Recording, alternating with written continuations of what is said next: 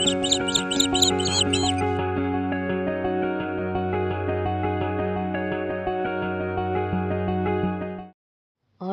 இனிய நாமத்தில் உங்களை சந்திப்பதில் மிக்க மகிழ்ச்சி அடைகின்றேன். நாம் இன்று தியானிக்க எடுத்திருக்கும் தலைப்பு, இறைவனுடைய பலத்த கரம் உங்களை பெரியவனாக்கும்.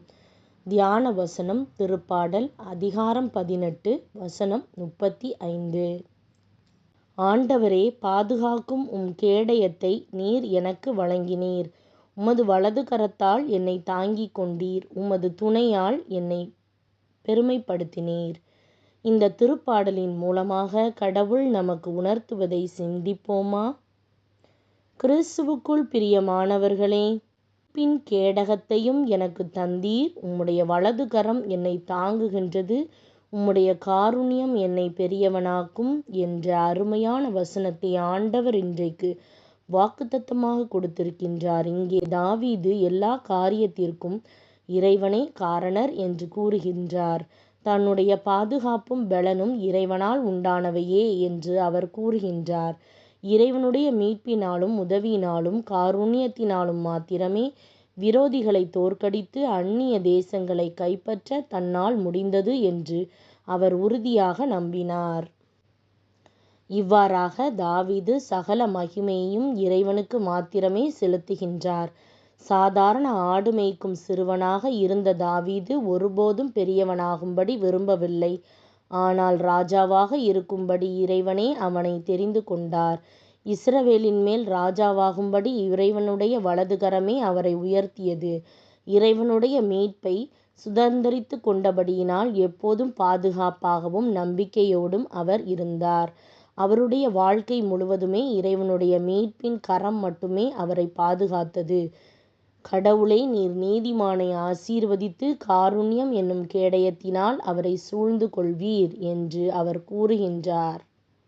பிரியமானவர்களே, தாவீதைப் போல நாமும் எப்போதும் எல்லா காரியங்களுக்கும் உரித்தானவற்றையும் சகல மகிமையும் இறைவனுக்கு மட்டுமே கொடுக்க ஜாக்கிரதையாய் இருக்க வேண்டும்.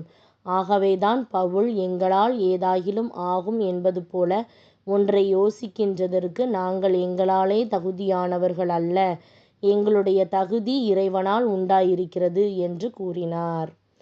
ஆண்டவரே உங்களுக்கு கேடகமாக இருந்து அவருடைய மீட்பின் கேடகத்தினால் நம்பிக்கை கொள்ளச் செய்து உங்களை மகா உயரங்களுக்கு உயர்த்துவார். பிரியமானவர்களே, நீங்கள் இறைவனுடைய காருண்யத்தாலும் விசாரிப்பினாலும் பாதுகாப்பினாலும் ஆசீர்வதிக்கப்பட்டுள்ளீர்கள்.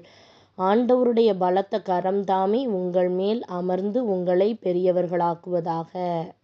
சிந்திப்போம், வாழ்வாக்குவோம். நாம் ஜெபிக்கலாமா?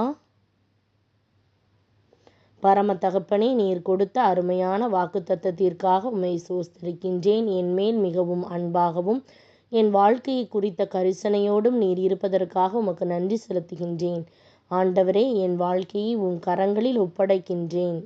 உம்முடைய மீட்பின் மேல் நான் நம்பிக்கையோடு இருக்கவும் உம் மீட்பின் பாதுகாப்பை அனுபவித்து மகிழவும் எனக்கு கிருபை தாரும். ஆண்டவரே, நான் பெற்றிருக்கும் உடைமைகளும் ஆசீர்வாதங்களும் உம்மால் வந்தவை. என் வாழ்வில் நீர் எல்லாமுமாக இருப்பதற்காக உமக்கு நன்றி செலுத்துகின்றேன்.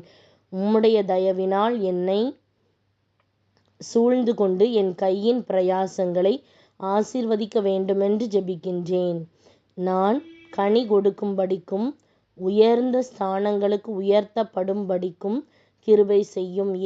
இயேசுவின் நாமத்தில் ஜெபிக்கின்றேன் நல்ல பிதாவே, ஆமேன். இந்த நாள் கிருபையின் நாளாக அமைவதாக. Praise the Lord.